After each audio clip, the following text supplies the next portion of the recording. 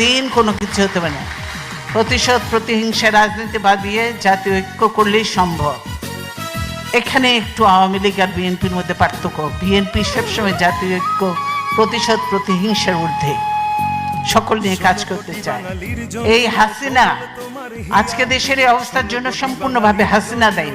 কারণ হাসিনা, এই যে আমি শ্রদ্ধার সঙ্গে স্মরণ করব, বিশিষ্ট সাংবাদিক ছিলেন, বিবিসি সংবাদদাতা ছিলেন সিরাজুর রহমান সাহেব, তাকে আমি শ্রদ্ধার সঙ্গে স্মরণ করছি। আমি খুব ভালো মানুষ ছিলেন, মুক্তিযোদ্ধা ছিলেন সিরাজুর রহমান সাহেব। তিনিই তার ইন্টারভিউ নিচ্ছিলেন এবং বলেছিলেন, আমি বাংলাদেশে যাব রাজনীতি করার জন্য নয়, প্রতিশোধ নেওয়ার জন্য। হাসিনা এই কথাটা বলেছে, উনি বলে এটা ঠিক হচ্ছে না, কিন্তু হাসিনা বলেছে আমি প্রতিশোধ নেওয়ার জন্য।